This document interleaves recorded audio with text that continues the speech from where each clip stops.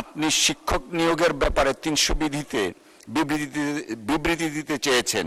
আপনি এখন বিবৃতিটি পড়তে পারেন। ধন্যবাদ আপনাকে। মাননীয় স্পিকার, আপনাকে অশেষ ধন্যবাদ।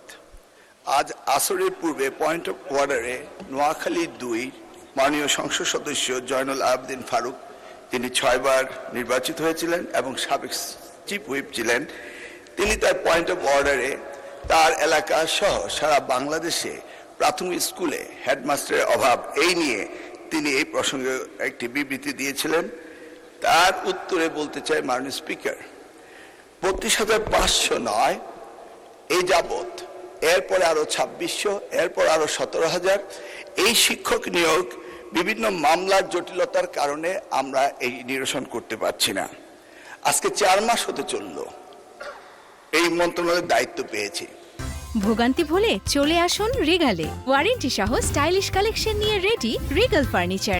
প্রথম সপ্তাহ থেকেই এই আদালত পাড়ায় এই মামলার জটিলতা নিরসনের জন্য চেষ্টা করেছি, কিন্তু জানি না এখন পর্যন্ত অ্যাপিলেট ডিভিশন থেকে কোনো কজ লিস্টে এগুলি আসছে না এবং সারা বাংলাদেশে এই শিক্ষকের অভাব সকলেই বলছে।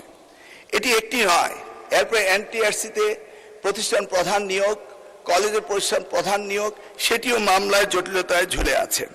সেখানেই শেষ নয়, প্রত্যেকটি প্রাথমিক স্কুলে আমাদের দপ্তরি কাম নাইট গার্ড, সেগুলিও মামলার কারণে ঝুলে আছে। আমাদের মামলার যদি পরিসংখ্যান দেখি তাহলে হাজার হাজার মামলা আমরা দেখতে পাচ্ছি। মাননীয় স্পিকার, ইতিমধ্যে আরো 33,000 হেডমাস্টার পজিশন খালি হয়েছে। আপনি একটু ভেবে দেখুন, সারা বাংলাদেশে এই হেডমাস্টার এখনো যারা হেডমাস্টার হতে পারেননি তারা রিটায়ারমেন্টে চলে যাচ্ছেন এবং তারা হেডমাস্টার প্রমোশন পাচ্ছেননি। আমি মাননীয় সংসদ সদস্য এবং সকলে অবগতির জন্য বলছি, আপ্রাণ চেষ্টা করার পরও মামলা জটিলতার কারণে এইগুলি নিরসন হচ্ছে না। ইতিমধ্যেই আবার প্রাথমিক স্কুলের প্রশাসনিক বদলির কথা বলা হয়েছে। আমি মাননীয় সংসদ সদস্যদের জ্ঞাতসারে বলতে চাই, এগুলি উপজেলা এবং জেলা এবং বিভাগ পর্যায়ে পাঠিয়ে দেওয়া হয়েছে।